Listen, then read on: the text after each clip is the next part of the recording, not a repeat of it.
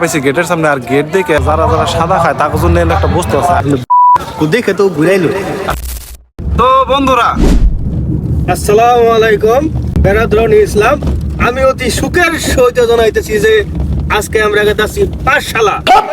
কারণ এন আছে অকম হাই তবা, আর এটা হইতাছে আজকে 31 তারিখে থেকে একদম 4 ফেব্রুয়ারি। আর ইতিমধ্যে আমরা পেলাম পাঠশালা ব্রিজ। এই পাঠশালা ব্রিজে অনেক স্মৃতি রয়েছে ভাই আমার বন্ধুরা। এই পাঠশালা সঙ্গে ব্রিজ হয় তখন আমি ভাবতাম এই পাঠশালা ব্রিজে কত বন্ধু ছিল আমার, এখন তো আর কোনো বন্ধু নাই, খালি পাঠশালা ব্রিজ আর আমরা দুই মেয়ে ভাই।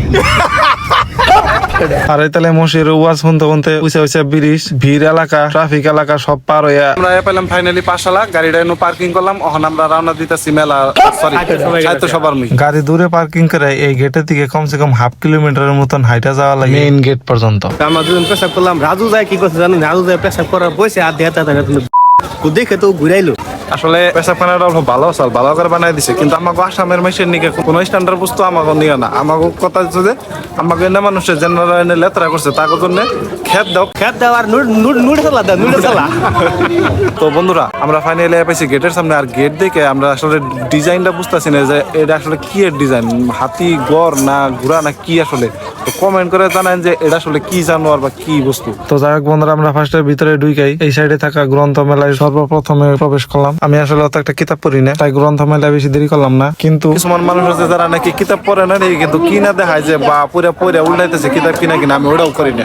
তারপরে গেলাম প্রদর্শনীতে, আর প্রদর্শনীতে ঢুকে নিয়ে ফার্স্টে দেখলাম বহুত বড় একটা জাপি। এটা খুবই ইন্টারেস্টিং, ক্যামেরা কিবা দেখা যাচ্ছে জানি না, কিন্তু রিয়েলে আসলে দেখে বহুত একটা ভালো লাগছে আর কি জাপিটা। আর যারা যারা সাদা খায় তার জন্য একটা বস্তু আছে আগিলা দিনের বস্তুর মধ্যে, আর এই বস্তুটা হলো সাদার টেমা।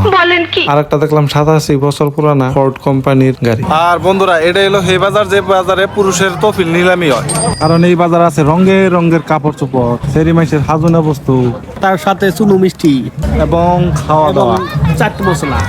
আমরা 4 জন সেরাপুলা আনাইছি, আমরা 4 জনে মিলে 5টা দিয়ে 20 টাকার বাদাম খেলাম। আর যদি বউ বা গার্লফ্রেন্ড নিতাম তাহলে আমাকে আজকে কি অবস্থা হতো পছন্দ তুমি কও। নাই মেগে তো নাই মে। পুরুষদের জন্য এটা হাই অ্যালার্ট, আমরা জানি কেউ নেয় না। ওই বাসের গেটটা পার হলেই তোমরা বাস খাবা, ওই বাসের গেটটা পারন যাবো না নাকি? আইকে আল্লাহ।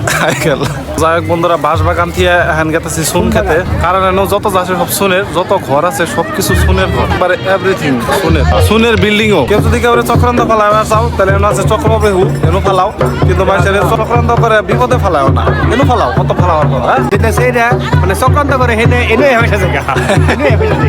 এনে পারে না।